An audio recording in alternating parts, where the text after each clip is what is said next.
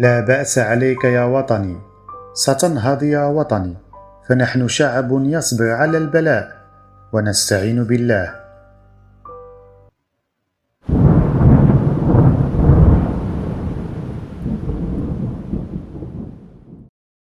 شعبي العزيز، حتى وجدنا فيك من الاستجابة ومن الطاعة ومن التسابق إلى الخير ما أنت مجبول عليه من تلك الخصال الحميدة الشريفة التي جعلت منك وستبقى تجعل منك تعطي دروسا وتلقن دروسا منصبا في كتب التاريخ وسجلاتها كمثل يحتذى وكشعب يمكن أن يتخذ مثالا أمثل. عند الكوارث الطبيعية لا يمكن لأغنى الحكومات أن تلبي احتياجات المنكوبين من دون دعم المبادرات الأهلية. هنا ظهرت مشاعر الوحدة الوطنية، وظهر نفير شعبي لمساعدة المنكوبين والتلبية لنداء الوطن.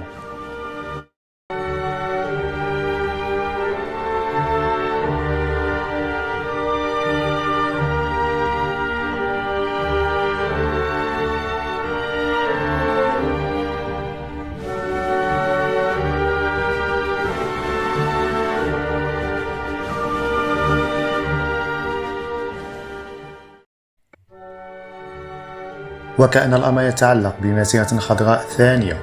هكذا تبدو المشاهد على طرق ومسالك كل المدن المغربية خلال هذه الأيام. قوافل تضامنية من الشاحنات والسيارات المحملة بالمساعدات تطوي الطرقات وتسارع الزمن للوصول إلى المناطق والقرى الجبلية التي دمرها الزلزال الذي ضرب سلسلة جبال الأطلس الكبير، مخلفا وراءه خسائر فادحة في الأرواح والممتلكات.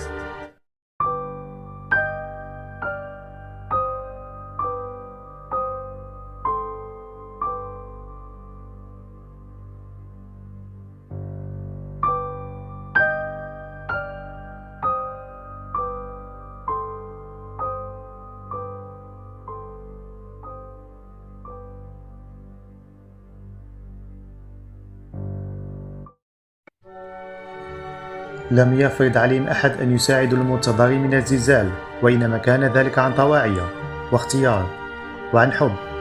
أظهرت الفاجعة اتحاد المغاربة الذين يمكن القول إن عطاءاتهم تجاوزت حدود التصور والخيال، وعكست حبهم لفعل الخير وتقديم الدعم والتضامن.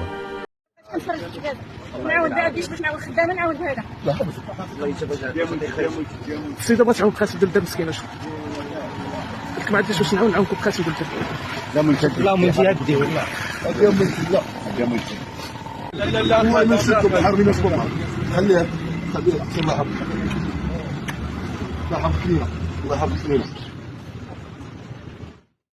قيم التكافل متأصلة في المجتمع المغربي، بدءا بتضامن التويزة، وهي تجمع السكان لحرث الأرض ومشاركة الفقير وحفظ القرآن، إضافة إلى إظهار الوحدة في العزاء والأفراح عبر تقديم دعم مادي ومعنوي.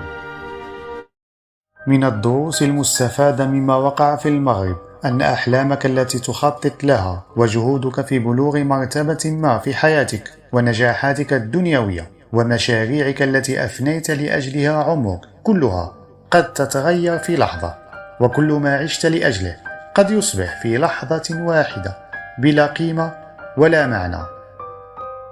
وإن نظرت للأمر على حقيقته لعلمت أن الدنيا بأسرها أحقر وأهون من أن تأبه لها، وليس يبقى لك شيء منها إلا عملك الصالح.